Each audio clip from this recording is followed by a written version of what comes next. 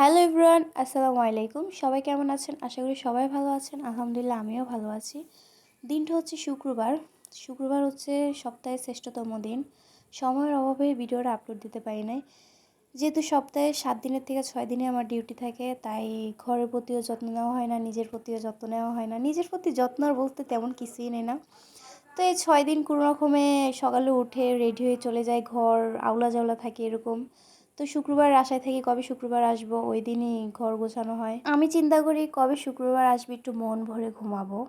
School লাইফের মতো যখন স্কুলে পড়তাম চিন্তা করতাম কবে শুক্রবার আসবে, ওই দিন একটু অনেকক্ষণ ঘুমাইতে পারবো, কিন্তু ওই দিনই তাড়াতাড়ি ঘুম ভাঙে। সেম কাহিনিটা আমার শুক্রবারও ঘটছে। আমি ঘুমাইছি রাত ২টার দিকে, সেহরি খাইছি, খাইয়ে ঘুমাইছি। ঘুমানোর পর সকাল 10টার দিকে আমার ঘুম ভেঙে গেছে। অন্য সময় ডিউটিতে যাওয়ার জন্য ঘুম থেকে উঠতেই পারি না, চোখ মেলতে পারি না, কিন্তু ওই যে 10টার দিকে ঘুম ভেঙে গেছে শুক্রবারে। তো কী করব, রুমের অবস্থা দেখে বুঝতেছি না, জানি কোথা থেকে কী শুরু করবো জানি না। তারপরে দেন মনে করলাম যে আপনাদের সাথে শেয়ার করি যে সকালে ওঠার পর আমার কী কী কাজ থাকে। এত থাকে না, হালকা পাতলা থাকে, বাট এখানে সপ্তাহের কাজ জমে গেছে, তাই একটু বেশি হয়ে গেছে। আমার সাথে আমার আপুও থাকে, বাট আপু ডিউটিতেই চলে গেছে, তাই আজকে পুরো দায়িত্বই আমার। দেন শীতকাল তো চলেই গেল, চিন্তা করলাম এত বড় কম্বল আর গায়ে দিয়ে লাভ নাই, গরম তো চলেই আসলো প্রায়। তাই কম্বলের প্যাকেটে ঢুকিয়ে ফেললাম।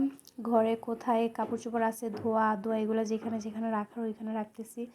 আর ভাবতেছি যে ব্যাচেলার জীবনটা বড়ই কষ্টের আসলে। এই বয়সটাতে বিয়ে শাদী করে সংসার করবো, এমন একটা বয়স। শালার জামাইটা কোন জায়গায় যে বসে রয়েছে, জামাইটাকে পাইতেছি না। আজ আমার লাইফ পার্টনার পেয়ে গেলে তো হয়তো এই কাজগুলো এত কষ্ট করা লাগতো না, নিজের সংসারে যাইয়া সংসার করতাম। থাক, বেশি কথা বলে ফেলছি। আমি আবার ঘর গোছানোর ভিতরে এক্সপার্ট, মানে খুব ভালো এই জিনিসটা পারি। রান্না বান্না পারি না এত একটা, তবে ফাস্ট ফুড জিনিসটা আমি ভালো বানাইতে পারি। আর ঘর গোছানোটা ভালো পারি।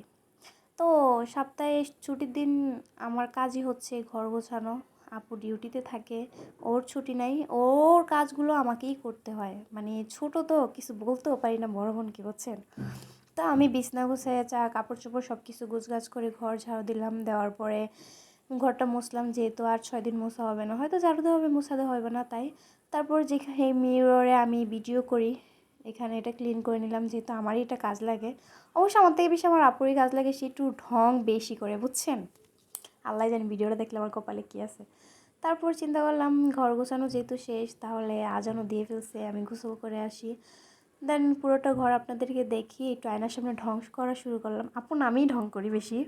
তারপর কাপড় চোপড় নিতেছিলাম যে গোসল করতে যাব, নামাজের টাইম হয়ে যাচ্ছে, তাই এই যে গোসল করতে চলে যাচ্ছি আপনাদের সামনে, আবার একটু ঢং করতেছি। তারপর গোসল করে এসে অজু করে একটু মিররের সামনে ঢং করতেছি, কারণ আমি ঢঙ্গি তো, তাই।